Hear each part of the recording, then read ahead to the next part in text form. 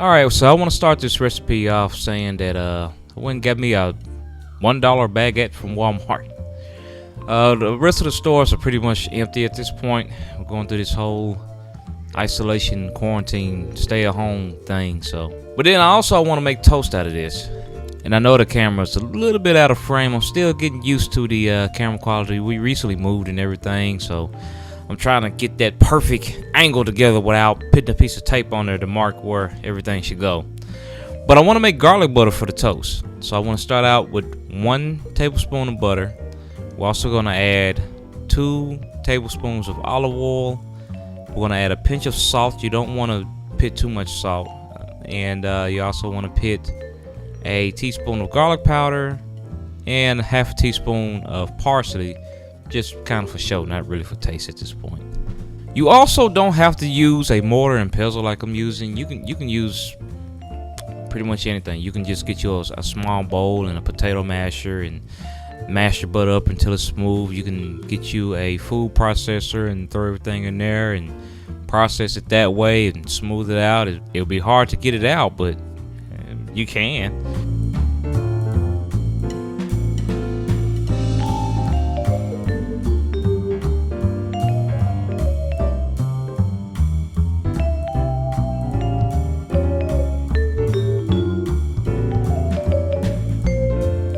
Now for the bread. You don't have to slice the bread up into these half-inch slices like I do. They can be thick. You don't even have to toast them, but I think this dish goes great with bread, especially a French bread or a baguette, something that's got a lot of chew to it, got a little bit of crunch on the outside. And but what I did here, I just went ahead, sliced the bread up, and I grabbed me a pan and I just toasted them up. Little mini crouton garlic bread thingies. They weren't crunchy, they weren't chewy, they was in that good mix of in between.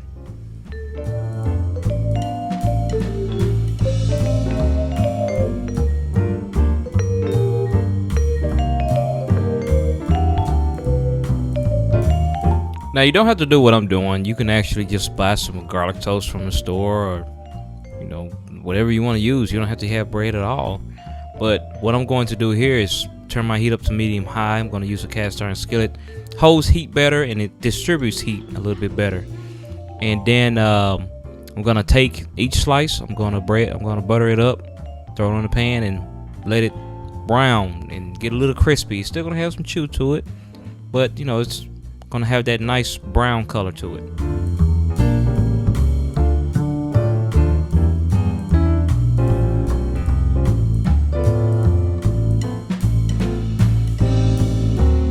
Alright, so we're going to take a medium-sized pan. You don't have to be cast iron. It doesn't have to be medium-sized either. It can be a large pan. You'll see here in a moment.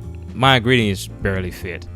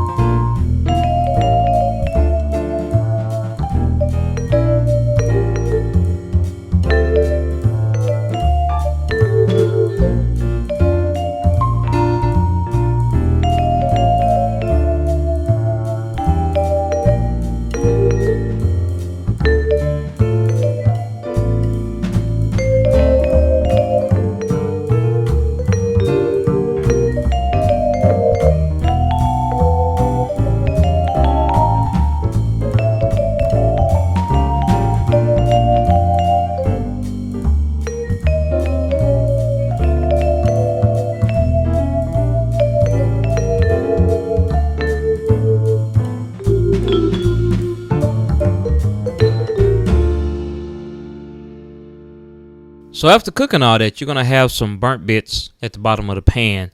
This is the reason why I like using cast iron, because it doesn't really burn directly, or it takes a little while to burn.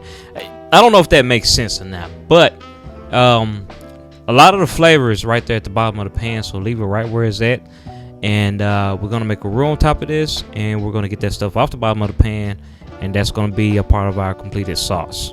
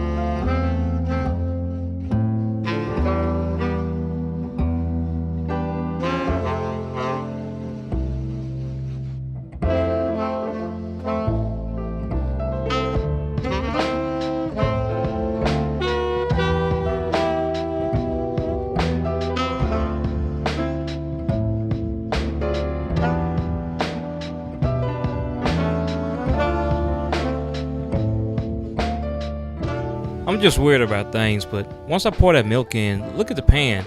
Tell me if in the comments if that looks like a tree or not. It's that looks like a tree to me. But whatever.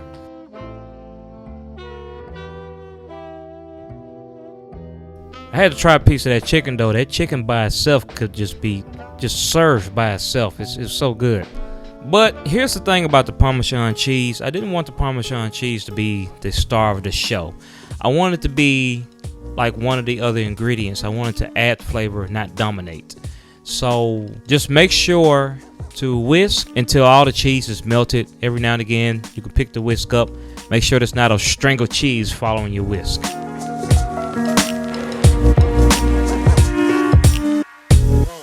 Did he tell you why? Has anybody told you why? Have you any idea why?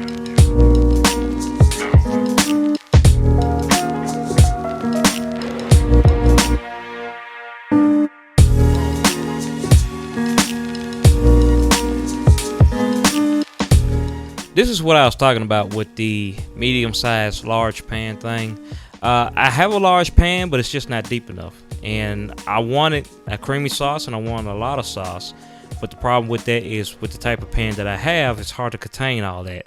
So I had to be extra careful tossing all that and making sure that it stays in the pan. I lost a couple of pasta pieces, but you know, hey, it's all good. The one thing that I want to add about is with a sauce like this, if you're just making a sauce by itself, and you decide to refrigerate it, it should be fine once you microwave it, warm it back up, whatever.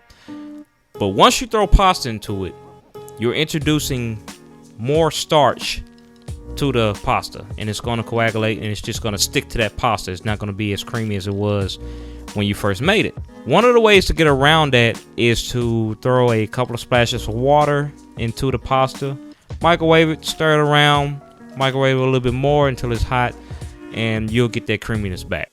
And don't forget to ring the bell and subscribe to our channel. Has anybody